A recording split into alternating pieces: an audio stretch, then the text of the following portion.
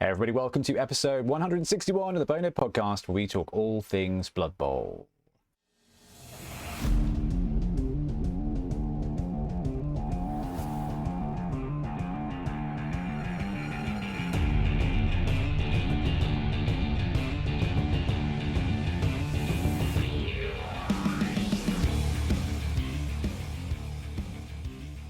And jingle.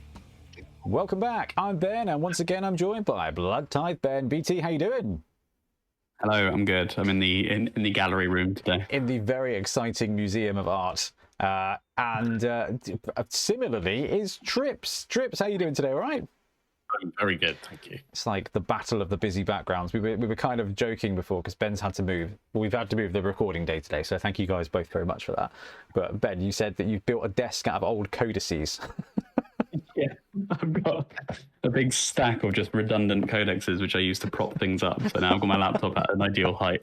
I love that. And we joked that if Necromunda ever gets rotated out, Trip's entire back shelf is just going to go to building a village in some other country. That's like 20 spare books for desk building. I mean, in like 20 years' time, you'll be able to sell them on eBay for nearly as much as you paid for them. That's pretty good. They do hold their value. Yeah, it comes full circle to becoming like nostalgia. It's like tech, isn't it? Like eventually it becomes retro and it gets value again. I haven't forgiven my mum because she allowed my brother to sell my Super Nintendo at a car boot like 20 years ago, and I'm still mortified. To the point that when I moved out, I found in a suitcase that I had, no, a briefcase I had hidden my Mega Drive. And I was like, oh, cool briefcase. Wonder if there's any cool books in here. And I opened up and my Sega Mega Drive was in it. I was like, I remember hiding this so my brother wouldn't sell it. Oh, yeah. If there's any new parents, just like, hopefully at least our generation will understand this of just like not giving away that. Because my Game Boy Color's got given away without my consent as well. And I'm mad about that. Or like there is a window where the value drops so low, you can pick it up again. But it's like that brief window before it's retro. Because I did this because when Tiff and I started dating, we talked about games and she was like, oh, I loved Pokemon Yellow as a kid. And it must have cost me about £35 to get a Game Boy SP and Pokemon Yellow. And I was like, perfect. Really? Like, yeah, it's wicked. The SP was great. Flip up lid, backlight. Yeah, I'm surprised you're going to put 35 quid. Oh, this was like 5 years ago. I imagine it's gone up in value now. But maybe, yeah. Oh, good times. Good times. Anyway, we're not here to talk about Nintendos, although we could do. But we probably shouldn't because Ben just loves Nintendo so much. He's like, best graphics in the world. They're his favorite. He's like, man, I got to turn down the Switch. I got to hunt for those pixels. Instead of that, Ben, what are we talking about on episode 161? We're going to be talking about the perfect league length. So we're going to have a little like roundtable discussion about how you should structure a league, or like our thoughts and opinions on, short leagues, long leagues, eternal leagues, all of that. So should be good fun. Yeah, we obviously run the championship, and it's quite a short league. It goes on for a while. Like, obviously, it goes on for the course of 4 months, but because we play all the teams and everything like that, you only kind of get 3 games plus the finals in. And I was talking the other day with somebody, and we were talking about league length and stuff like this. And obviously, Milton's been playing on the Isle of Azkaban in his leagues and stuff, and I thought it'd be worthwhile actually just touching base and talking through the benefits and the downsides of the different league lengths. So shall we begin? I'm just going to bounce right over to the news page so we don't have to do any bits and bobs. Right, first things first, where is my window capture? And then we move it to the left so that we don't see all of the KFC adverts, because I am on a diet and I don't really I don't need that tasty negativity in my life. Right, okie dokie. Right, Trips. I've decided you're up first. Are you ready? Okay. Are you ready? I'm good. Let's spin to win. Oh, it's got little sound effects. Yay, you can hear it on the desktop audio as well. Fantastic. Oh, brilliant. What a great place to start. Okay, Triplioli, you'll be infinitely familiar with this. Not that you are a short man, but you play short leagues. So, take it away, dude. What's the benefits? And just talk to us about running a Blood Bowl league in the short space. Definite benefits of short space is you get to the sort of the final and the outcome quite quickly by nature of it being short. And the other big benefit is whichever player or team has a terrible round one and ends up playing with mostly linemen for the next 3 or 4 games. You mean they Elven don't Unions? have to? Yeah, they don't have to live in sort of devil in perpetuity for ages. They get a chance of going, okay, well, we're going to be resetting or redrafting or whatever happens. That game one's not going to kill 18 months of league for them. Yeah, that's bang on. And we've seen this in the channel. Like, obviously, we've got the teams, we've got multiple teams that we kind of rotate between players. So, like, even though, you know, we play 3-4 times a month, it's a different team each week and that kind of stuff. So you get 6 teams playing across that period of time. And like you said, Trips, you get to the final quite quickly. I guess the downside of it is that you don't get a huge amount of team development within that window. Yeah, you don't get a lot of team development, and by nature, you'll then not use a lot of star players or inducements in the league, so you're not going to get very familiar with those because you're going to be basically 11 to 13 players on every side. A couple of journeymen, you're going to keep your TVs quite low, so you're not going to develop those specialist star players where you've triple skilled them up and they've become a real thing. You're probably at the stage where 1 or 2 skill ups is the best you're going to get. Yeah, definitely. So Ben, for a short league like this, who do you think it fits doing this? Like player type? No, I don't mean like gutter runners, because obviously, but, you know, like coaches. Yeah. I think people who can't play as often. I think it's quite nice that you can sort of get. If you can only play like once a month, you obviously don't want your league to be like a whole year, and then you're kind of stuck playing that one team for like a whole year. So I think it's sort of just if you can't meet up very often, you can do this. Or if maybe you're playing just with a friend and it's just like 2 people and you kind of want to have like a little like day or something where you could have a league experience that you kind of build up and just play them, and you can maybe play multiple teams. I think it works better for that because, you know, it's exponential, right? Is that the right use of exponential? I should know this, used to do math. But it's like if you add in more games with more teams, it's just going to, it gets really out of control. The number of games you start having to play if you want to play at all. It's quite funny. We looked at that for the Bonehead Championship. It's like if you do a round robin, it goes absolutely off the grid. Like it's like this is not manageable to do without filming multiple games a week, which would be the dream, but also quite a drain on time. So, Drips, what do you reckon about like new players, like a bunch of friends who are getting into the game? I think it's a really good length for new players as your first league because you're going to get a full league experience, but quite quickly. And there's that chance to then either reset, redraft, or go, oh, why did I bring Snotlins to this league? So it gives you a chance to understand and get into the team and then go, oh, yeah, maybe I should have taken some block on the big guy or some guard, and I shouldn't have taken break tackle as the first fun skill just because I could take it in detail. So you get to learn about the skill up systems and how a league works without, as Ben was saying, without you being tied into it for 18 months. Oh yeah, that can be absolutely brutal. I think everything you've mentioned there as well, Trips, like if you have a brutal couple of games, like it's not the end of the world and you still kind of have something to build up for. Like if you've got a redraft, if you've got a reset, like it's a really good place to be like, right, we're getting into Blood Bowl, or we want to do a little league, but we don't want it to start forever, or we don't want it to get out of hand. We just kind of want to try the teams and see how they develop and see if you like them or not. Like, Ben, if you're going to be trying out a team, what do you think about a short league versus like a one-day tournament or something like that?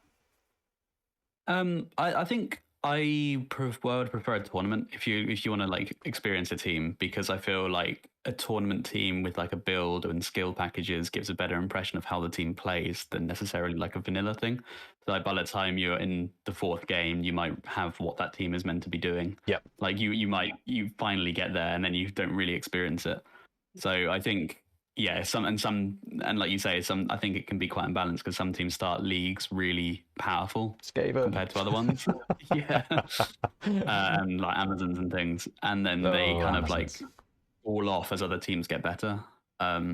So I think that can have an effect as well, whereas tournaments sort of try and balance it a little bit better. Yeah, I do like that. I think a good game day, if you want to be like, right, I want to see how Khorne play out, and having a skill package that's not necessarily massive, gives you that, exactly what you're saying, like, I'm going to play this and I get a few games in with how my team's going to feel around game 4, game 5, game 6, and you kind of get that. So I love this for people who are either playing with a limited pool of teams or a limited pool of players, or time short, or starting a league, or don't have the opportunity to go to a tournament, so they play a short league like that. Absolutely love it. Trips, anything you would recommend? I mean, obviously it takes a while for some teams to get going. Is there anything you think it works well to get teams up to a better level? Yeah, I think what we've done that's the work that I would recommend for short leagues, if you've got players who know what they're doing and therefore know about skills and skill upping and how to develop a team, speeding up that development cycle, the 2 MVP twist works quite well. Yeah. Because you're going to focus those skills on the key players. They're not going to be the random lineman who picked the ball up that you dropped at the end zone and scored a touchdown. They're going to be your key positional players. So that speeds up the development in detail, but in a focused way.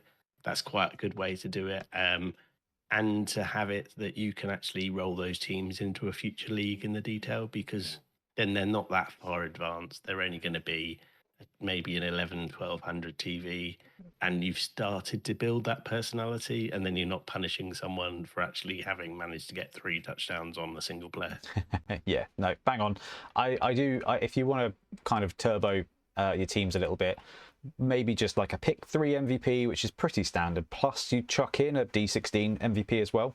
So you might spike, it might be great, or you have a rule that says it can't be the same player getting 2 MVPs in one go.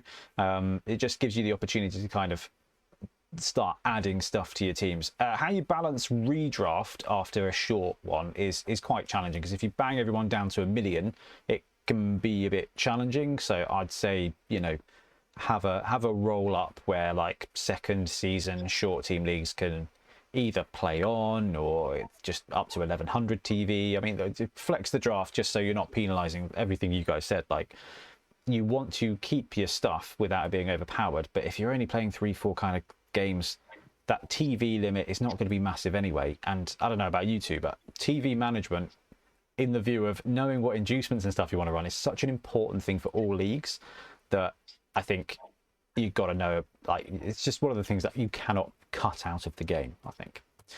Right, wicked. Any more for the 3 to 4? Oh, it's removed the option. Fantastic. Okay, BT. Okay, BT, you're up next. Here we go. Let's spin. Spin, spin, spin. Which is Libby's new trick at the moment. Don't be eternal. Yes! Oh, no. We're going straight to the chunker. All right. Now, applause, everybody. Okay, wicked. Right, Eternal Leagues. Oh, juicy. Actually, Ben, before you jump into that, Blood Bowl 3 trips, is it still Eternal, or have they put season caps and redraft in it yet? There are season caps and Eternal League, so you can choose where you're playing. So you've actually got the full experience now in BB3 of you can run your miserable Chaos Dwarfs up to 1900 TV. You can play to a cap TV and then repeat on the ladder, or you can start with whichever new team doesn't work quite right. Oh, man. All right. And we're over to Ben now to talk to us about the life choice that is Eternal Blood Bowl Leagues. I'm going to, off the bat, say I think this is the worst way to play Blood Bowl. I think, like, I can see the appeal to really, you know, be empathetic. I can see the appeal of having like your team, and then you want to just see how long it can go. You get really attached to them. Your players become like absolute champions, like each and every one of them, where they never die, and you play like 50 games somehow, and it's just like I can see that. But the fact that there's no end, and the game really does feel like it has a cap on balance, as in like there gets to a point where you're not really playing the game anymore. You're just sending in ridiculous players to do anything against ridiculous players, and it's really hard to explain. But it's like Trip said, with like these Chaos Dwarf players. I remember it was like a Blood Bowl 2 thing where you'd get like the claw pom, like claw piling on mighty blow on every player. It was a different and time. It was just like, it was just not Blood Bowl. Like, it just didn't feel like a game. It felt like a punishment, an RPG where you're up against like level 20 as like your party just isn't prepared for it, and there's no possible way you could ever like actually win unless you get really lucky. And it's not really playing the strategy, it's just playing the RNG of how the dice go at that point. Yeah.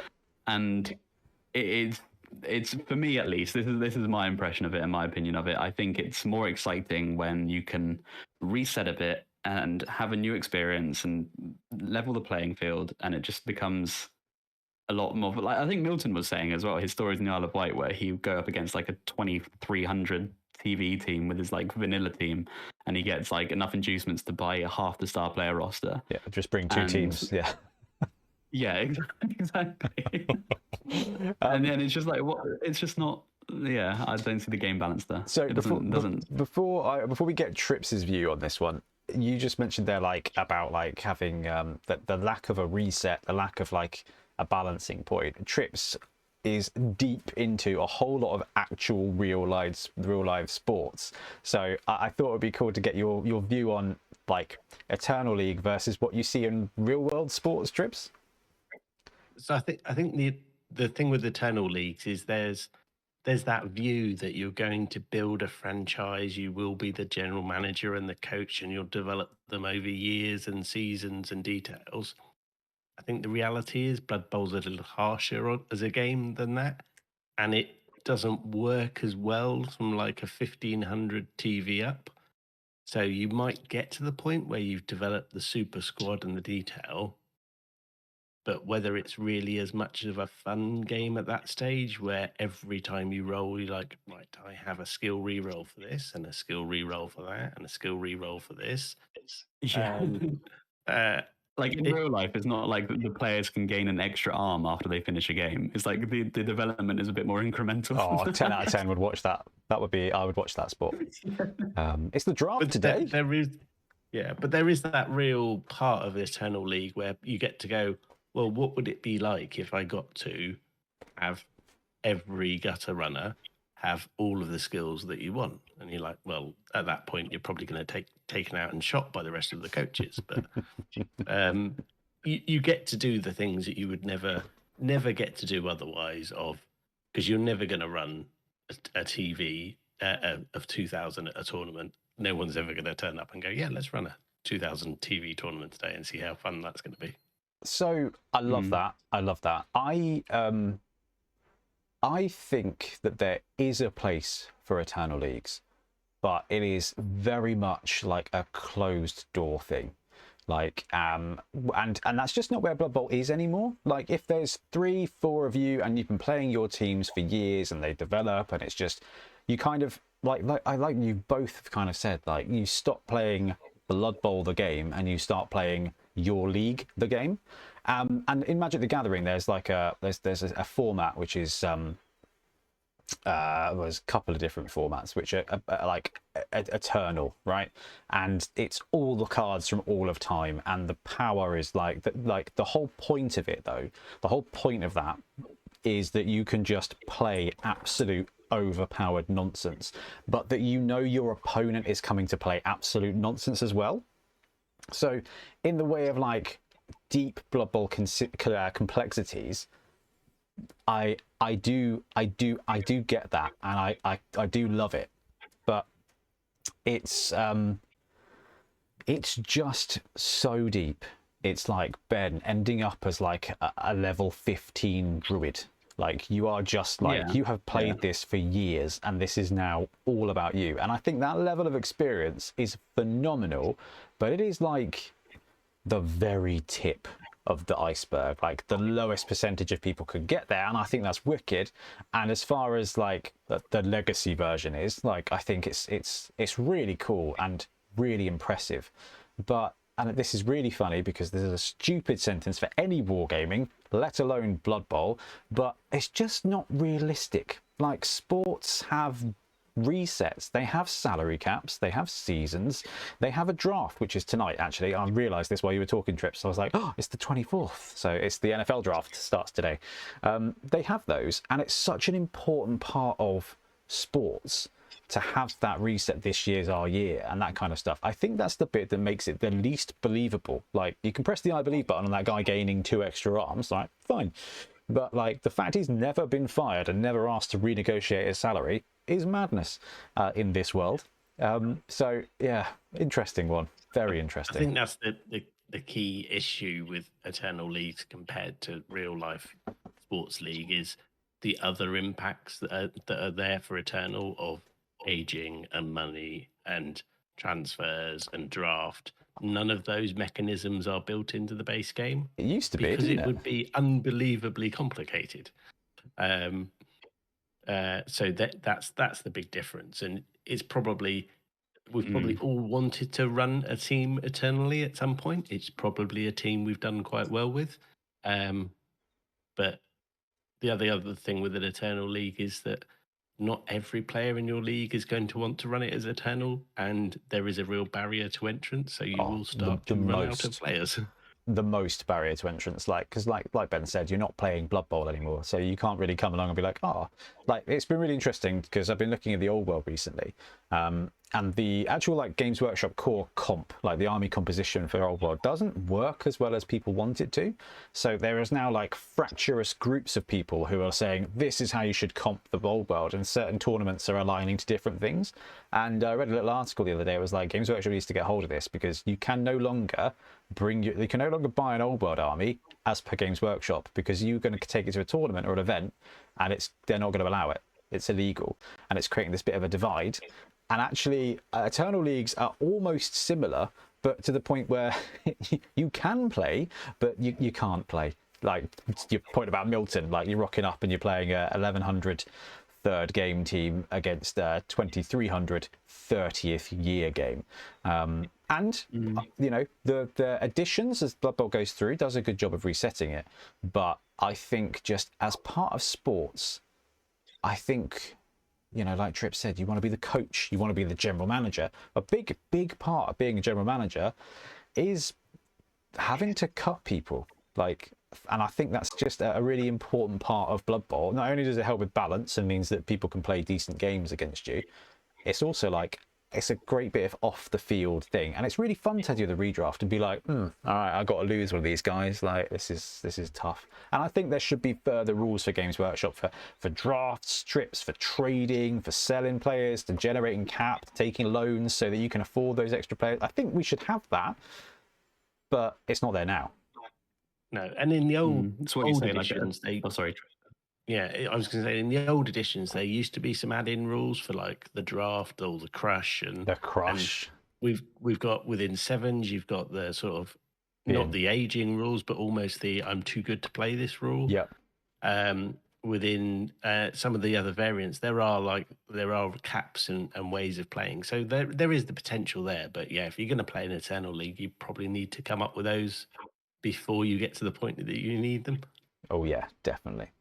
I've definitely said on the podcast before, but like a core element of game design, like I remember learning this at university, but like the foundation of good game design is meaningful choice. Yeah. So like giving players meaningful decisions to make, and that creates a satisfying game. And like what Ben was saying, like the redraft is an example of meaningful choice where the decision you make has an impact on the outcome. And an Eternal League kind of removes all of that because there is no meaningful choice. You just sort of run all your best players until they die, and then try again to random them up. So Blood Bowl is interesting, because Blood Bowl is a risk management game with meaningful choice, and I can't remember what the other thing I was going to say about Blood Bowl. Oh, and it has catch-up mechanics in the form of inducements. Interesting. Interesting. Right. I don't think we should talk anymore about Eternal Leagues, because we could be here forever. So let's bounce back to the Spitter of Doom, and I get... we will, obviously, as a group, talk about the only one that doesn't get pulled here. Is it blue? Is it red? Oh, medium. All right. Do you know what? I actually think this is probably the best one of the lot. And I think the medium league, you got 6 to 8 games. It is plenty of time for most teams to develop into like their middle age, right? They kind of hit their prime. Most teams will hit their prime between sort of 5 and 10 games. I think that's probably where most teams kind of hit that little balance. There are some teams that are slower, like Nurgles and stuff like that, and there's some teams that are faster because they are superior in every way, like Skaven and stuff like that. But having a medium league, this is where Wobble existed, and we had 5 different seasons, and it was perfect. So we had basically we ran it every week bar 1 a month. So it was 3 or 4 weeks you could play. You could play like up to 2 games a month. So you got through a season in sort of 4 months, and then you went into the playoffs, because we kind of run it a bit loosey goosey because people have lives. And it worked out really, really, really well.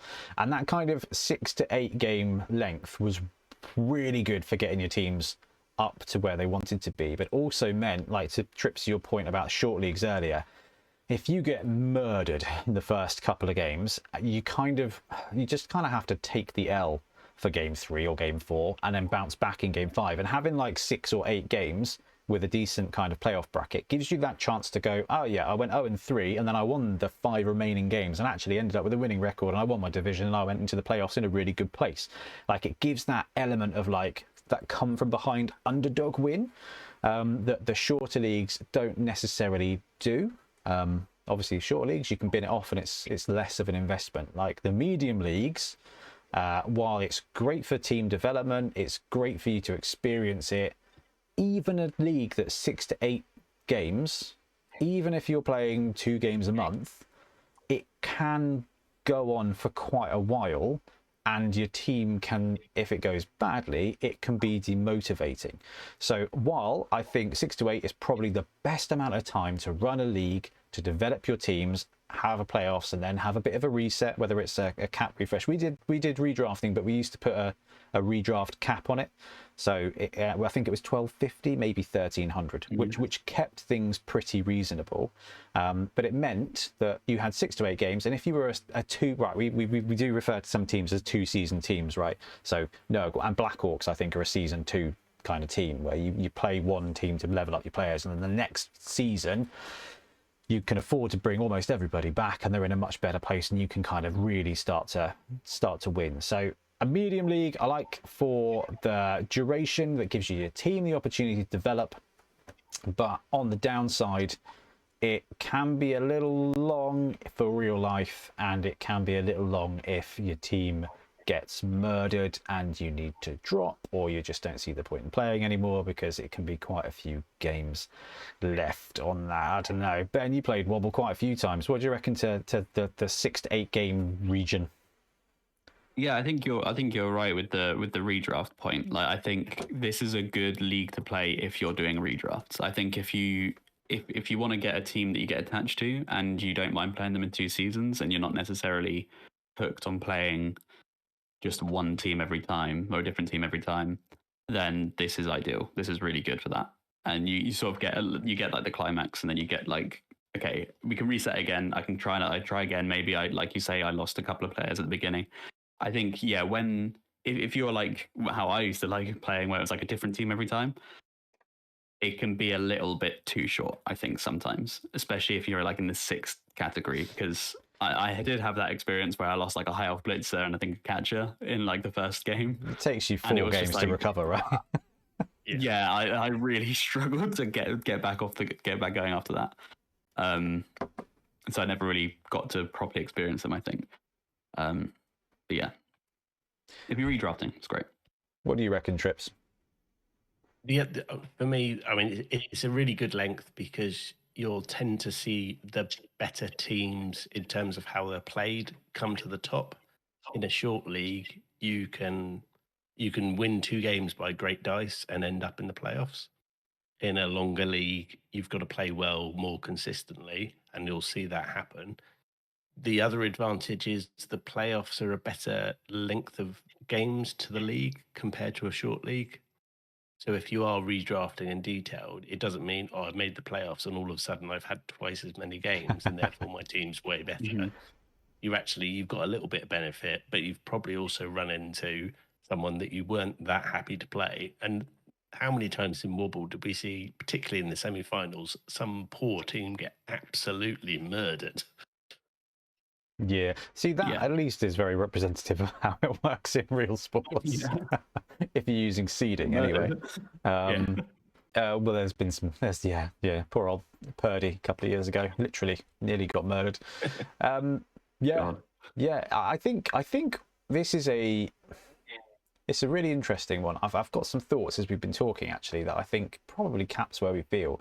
But another couple of things here is you do get a chance to play with inducement strips, like you kind of mentioned earlier. Like this is the sort of league. This is where you will have to kind of be a little bit more, I think, aware of the game outside of the game in Blood Bowl, particularly in like inducements and matchups, because as you get to this, like Ben, if you get whacked on a couple of players, you know, off the roster, you're 100k down or whatever, and it's going to take you a few games to build back up. You're going to end up playing 1, 2, maybe even 300 TV down, and that's quite a swing. Very unlikely to happen in a shorter league unless you lose a mine at all. But it's kind of like, this is the kind of league where you're going to need to know your star players. You're going to need to know your inducements as well, I think. And have them. That's a big thing that leagues sometimes overlook. Yeah. I mean, we learned some stuff in Wobble, right? We learned some stuff like have your opponents drawn the day before, so you've got all day to figure out, get your rosters locked, so you've got all day to figure out your inducements so that you know who's got the choice. Make sure you put your blooming skills and have that all locked the day before as well, so you don't run the draw and go, ooh, snotlings, I've got 12 SPP on these two linemen, let's take tackle. That's miserable. And your point there, Trips, about the playoff length as well is really, really, really fair.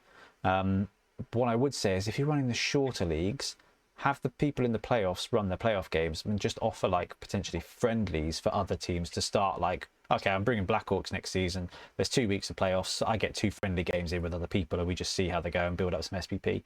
Like, but but I think this is all stuff you don't know until you've run a league once or twice, where it's like, oh, I could have made this a bit smoother, or you do this, because we've gone into Wobble leagues before and gone, oh, we actually haven't told people how we're going to be redrafting this, and that's been a bit awkward. You also don't necessarily have to have playoffs. Like, if you don't want to, if you just want to cap it at like it's like 8 weeks, whatever, and it's just the winner after 8 weeks wins, like that works too. I think that's really, really, really fair. Okay, let's see what else is left then. So we've got the long league, the kind of, I want to say proper league, but I always think 16 games, Trips, it's an NFL benchmark, right? I mean, it used to be. Yeah. Now it's 17 games. It'll be 18 games soon. That's all right. But this is the kind of other option, and I don't think this is the most common anymore. I think this might have used to be. I think it was even in the rule book that you want to play this amount of games. I don't know what the current rule book actually says when it comes to running a league. But I mean, guys, it's not in my pile, sadly. Yeah, Ben's is holding up Ben's chair instead. What are your thoughts on a league that's 12 to 16 games? Just while I go look in the rulebook and see what it says. I mean, this is great if you want to take a new team and really see them develop, gain that personality. You're going to have that across a league. The flip side of it is 12 to 16 games is even at 1 game a week. And everyone attending all the time is half a year. So you've got to keep your people contained and detailed. And unless you want to play the same players over and over again, you need 12 to 16 other players who are going to play for 6 months in detail and play through. So there is the maintenance of the league is going to be a lot harder in detail, but you're definitely going to see. You'll see everything that you would see in a medium length league, but extended in a much better way. You will get your good teams will absolutely rise. You will have your teams that get beaten up again, and end up going, so I do need to buy a Morg mini then. And you'll see that difference. So you'll see the full range of Blood Bowl played out, because you'll have big teams play off against low TV teams with high star values. You'll see luck, you'll see fortune, but you'll probably see the best players and best coaches raised to the top. Yeah, I fully agree with that. I think like another good point is you see a good variety. So if you have quite a few players in the league and you play a medium one or a short one, you often don't get to play everyone. And I think this gives you more opportunity to sort of play everyone. If you have 12 game league and you've got 12 players, you're going to be playing everyone plus one, I guess. I think we did this in Wobble once. I think we had a round robin twice, so it might only have been 10 games, I think, but like that was really good. Like if you've got 6 or 7 players, you can potentially work out a round robin and play everybody twice. Then actually you've got that kind of it was really interesting, because you play someone in the first few games and then you play them again towards the end of the season, and that's something that's really, really, really cool, because it's a very different matchup and you've already played them and it's a rematch, and that there's cool angles to it. So I mean, I really did enjoy that when we did it. The practicalities of a longer league can be very what's it called when you like living in a dream world and you get brought down to reality? Yeah, it can slap you back in the box quite quickly. Interesting. And it does take I also the draw out as well, because you're not going to play. I played Snotlings in round 1. I played Goblins in round 2. So I'm 2-0 in a 3-game league and I'm smashing it. You'd be like, I've had to play everyone, so I did beat up on the Snotlings, but then I did run into the Chaos Dwarfs. Yeah, funnily enough, I think the double round robin balances that out better, because sometimes you can play the Goblins early and then you play them later and they've got 4-star players and like chainsaws and they kill your entire developed team at the end. Often you don't want to be facing those Goblin teams or stunty teams late, because if you've already got the points, you're kind of like, if you've cemented a playoff position, then you've got to play Goblins.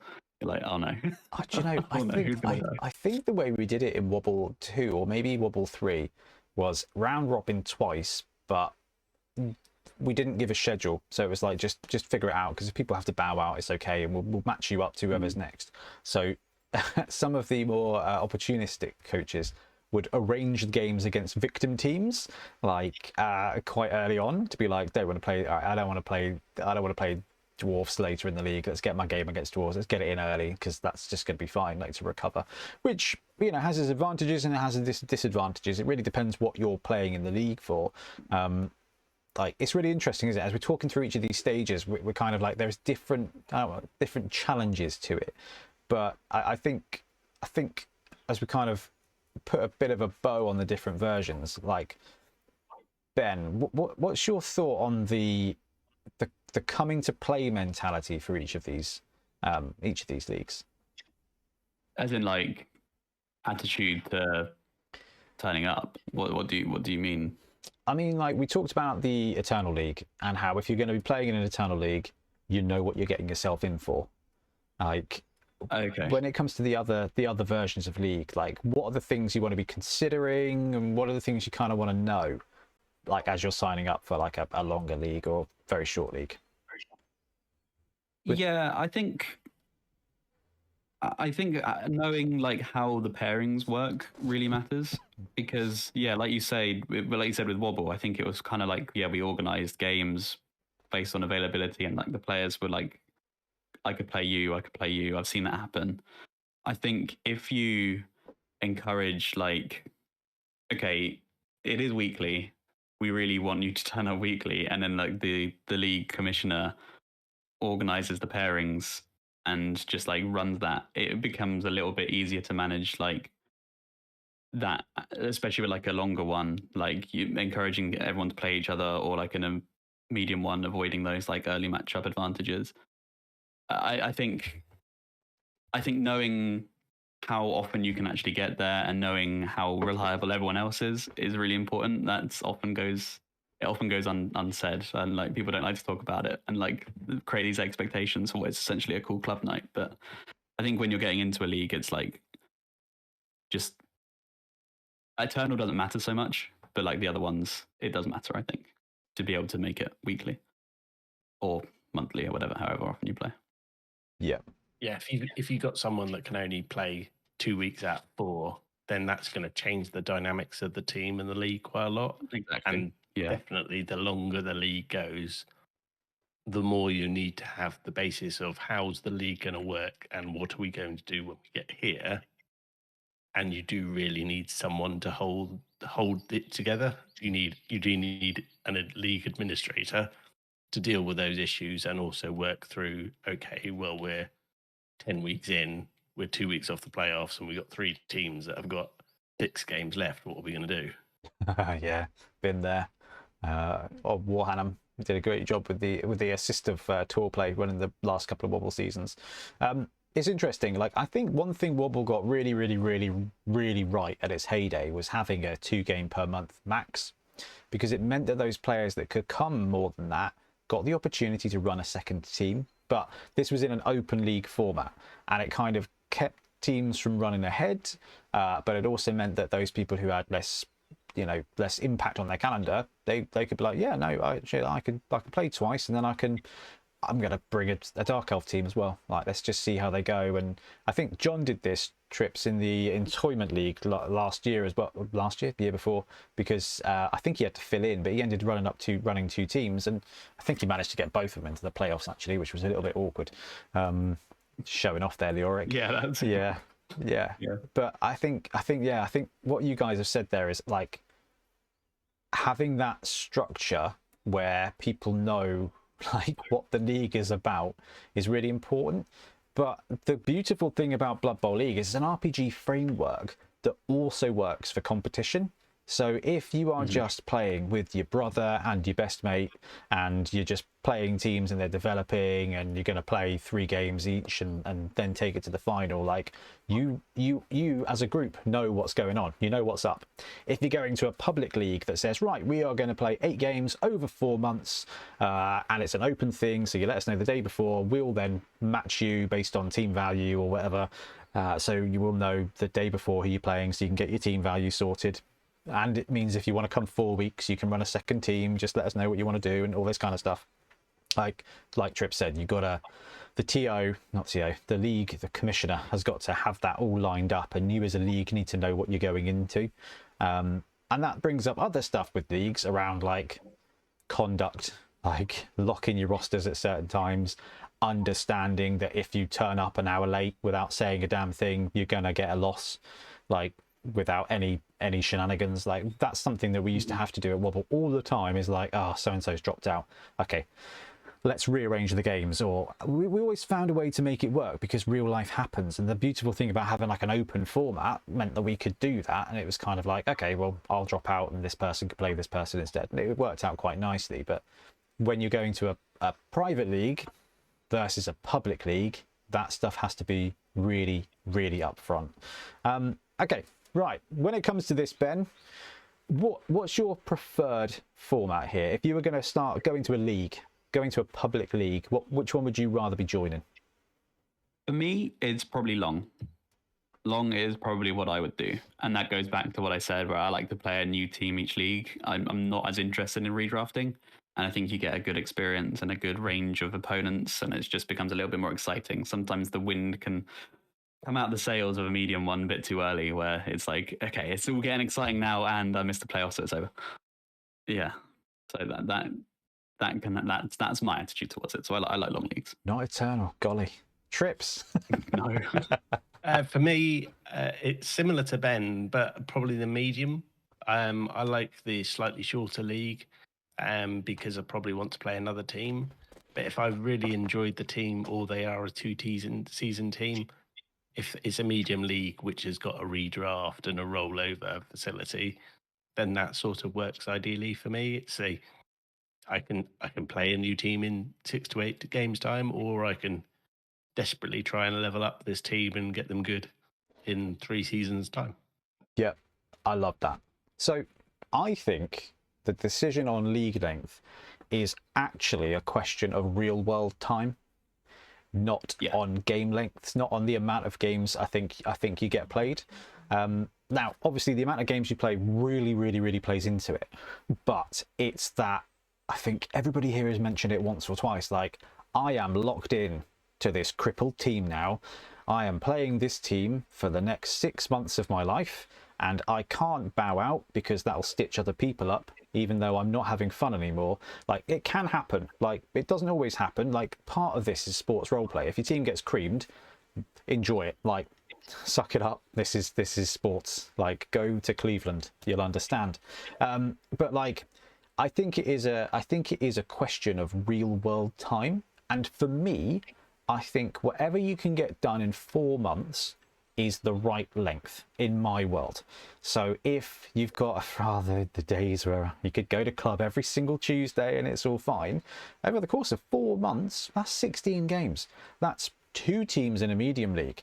That's like 3 repetitions of a short league. Like, that's, well, you know, that's like 2 leagues worth, or 1 long league. But I think for me, it's whatever's reasonable in 4 to 5 months of real world time, I think is the sweet spot.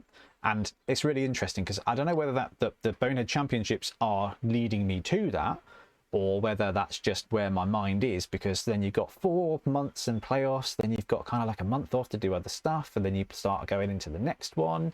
Like, and it means that if you can only do 1 game a month, you do a short league over the course of 4 or 5 months. If you can play twice a month, you've got yourself a medium league. If you can turbo it and go every single week, and it's now your game group's primary thing, and you can go and do that, then actually you've got 4 months of Blood Bowl. It's a long time. So for me, it's whatever you can fit in that kind of 4-month round like time space. It also kind of fits in with Games Workshop release kind of schedules too. So like, You'd think, yeah. You would think, yeah. So because you get a new team that drops in the middle of your league, and actually it means you can pick it up and you can play it next league, and you know, by the time that league's finished, maybe there's another Games Workshop team, which is quite interesting. But yeah, what's your guys' thoughts on real world time being like the gauge? Yeah, I think this also this applies more to tabletop league. So we haven't touched so much on like video game digital ones, but I mean, I don't I don't enjoy those for multiple reasons, so I don't have many thoughts on it other than it's probably easy to extend to have longer leagues digitally. You can play a couple of games in a night usually. Well, I'll tell you what, let's circle to Fumble really quickly, because I think Fumble is a brilliant implementation of tabletop Blood Bowl, right? Blood Bowl 3 trips is its own little hybrid space at the moment, right?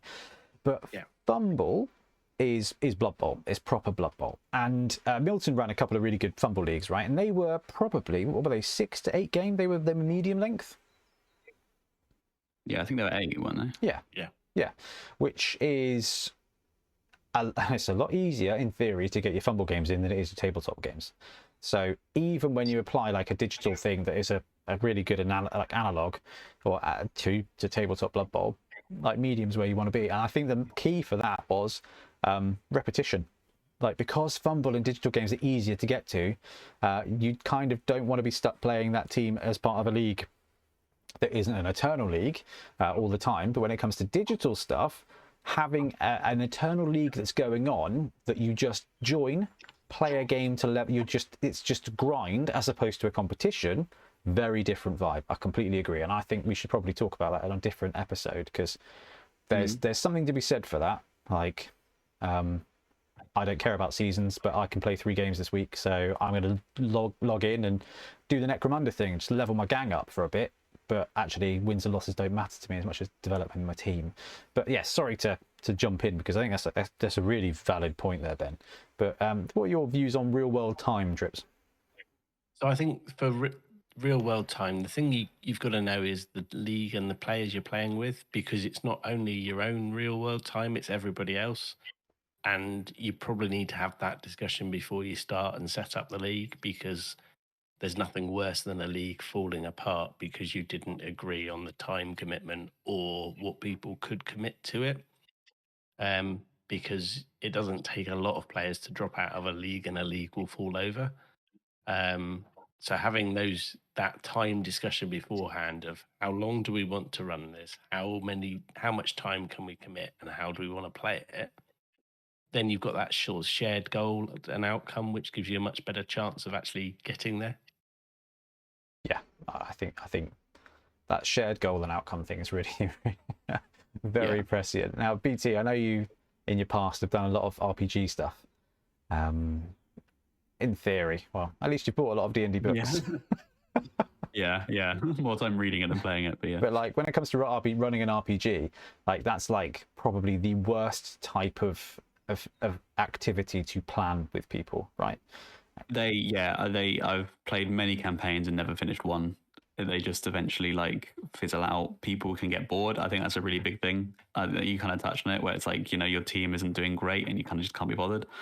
Like that is a big thing to consider, and that's obviously the risk increases the longer the league of people just sort of not enjoying it anymore.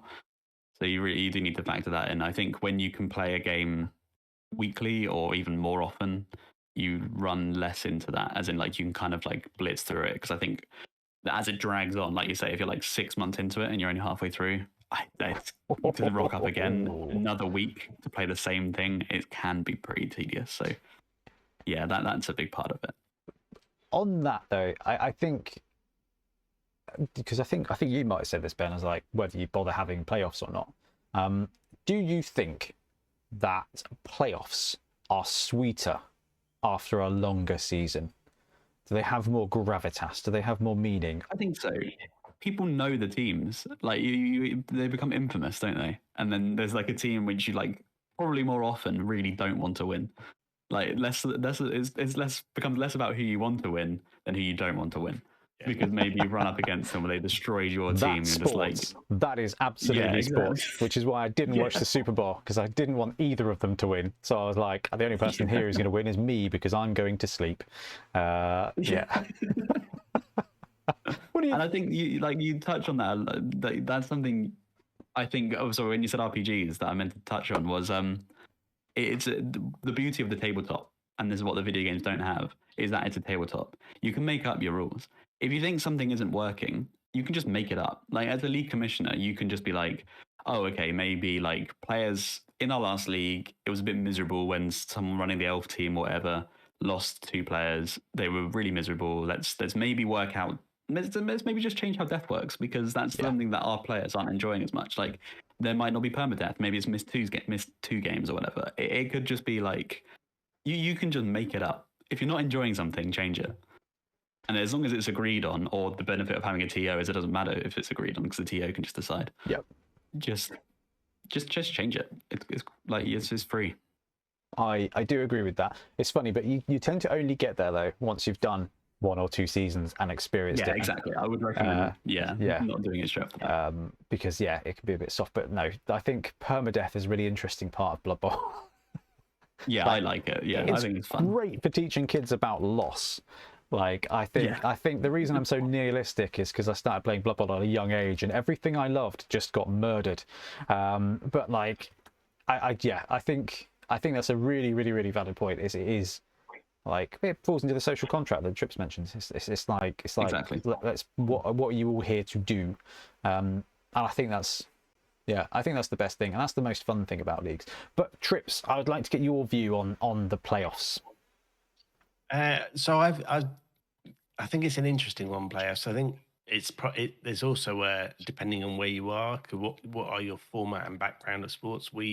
European sports is much more league based than playoffs based. Yep. American sports are much more playoff finalized. I think for short leagues, playoffs, short and medium playoffs are really important because they bring the best teams together and they fight off. I think for long leagues and obviously for eternal leagues, it is more about the grind and the play and the record and your long-term record, rather than I got diced in a one-off game and therefore I played this team for 16 games and I rolled ones for half an hour and 18 months of work has gone out the window because I couldn't pick up the ball. Yeah. It's got me thinking. Like I obviously like the semi-final, final. I like the top 4 cut. I always have, and I don't really know why. I think it's because you get like the top 2 teams, and then you kind of get 2 chances for that to go wrong and to have a little bit of an upset without having to play like a full extra league worth of like. So the NFL are fantastic. Like they've expanded and expanded and expanded. There's 32 teams in the league, and 14 of them go through to the playoffs. So it's like the top 7 out of 16 on each side will go through to the playoffs, which is it's a lot of teams. It adds the wild card round, and it's a lot of rounds to play through. But I do really like introducing that bit of an upset, that bit of an extra chance. But for me, like when it comes to playing in a league, I think if you're playing a long league, then like you said, BT, like you get to know the teams, and you want that player to win or you want that player not to win, and it becomes more important. So like if you're playing a long league and you only have playoffs and finals once a year, I can see that being like a really big thing. And I think the best thing to do for that is get everyone together, have a barbecue, and play the final somewhere. That, making an event of it, I think would be amazing. The downside of the short leagues is that it's kind of like, well, it's a playoff every few, like it's not long to the playoffs. So actually you kind of got to reframe that as being like, oh yeah, we won the Spring Cup, and then you go into the Summer Cup, and it's like it's just a multiple. It's like regionals, like you won the regionals and then you're off to the big leagues or whatever like that. So I do really like the idea of having like a league that plays across the year, and then at Christmas, like at the beginning of December, you play the final, and it's kind of like an annual thing. I really love the idea of that, but it's just about balancing the gravitas of your playoffs, because winning a year-long league will absolutely positively mean more than a league that's for 3 months for 4 games. Like absolutely positively. Yeah, interesting. You can always have more than one as well. Like you said before, the Wobble had like, you know, more than one team in the same league. You can have more than one league. So you could have like the major league, which is a year, and then you could do like every 4th week or whatever, you intersperse into like minor league stuff where it might be a short league or something. The heyday of Wobble. It was good times. All right, that was wicked. Thank you very much for talking that through, guys. Is there anything on leagues and stuff that you think we should talk about before we kind of wrap up? I want to go back to playing one. I know I nearly joined Saxby's, but then that didn't really work out with someone dropped, and I said, you know what, actually I'm really busy. So yeah. But I do miss it. Bring Wobble back. Yeah, it's nearer. It's something. There is absolutely positively something special about the league, and I know I'm going through a very quite the transition in my life of, and I still don't think I've fully accepted that I have a kid, but like just the dream of knowing every day, like every week you're gonna go and play a game. I mean, that's the great thing about the way we play games every Monday. I'm like, cool, I know I get to see people and play some Blood Bowl, hang out and enjoy Blood Bowl every week. That's brilliant. But like the old Tuesday off, playing my game, coming back victorious, and having Tiff not give a care at all was just something I do kind of miss sometimes. It's I think league is absolutely the best way to play. Well, I mean, sevens is the best way to play, but you know. Sevens league. Yeah. Right. Any more, guys? All right. That's all good. Well, thanks very much for hanging out and talking Blood Bowl, and everybody else, thank you very much for joining us. Let us know what you think in the comments below, and we'll be back soon with more Blood Bowl content or the release of the Cathay team from Games Workshop. Happy blocking.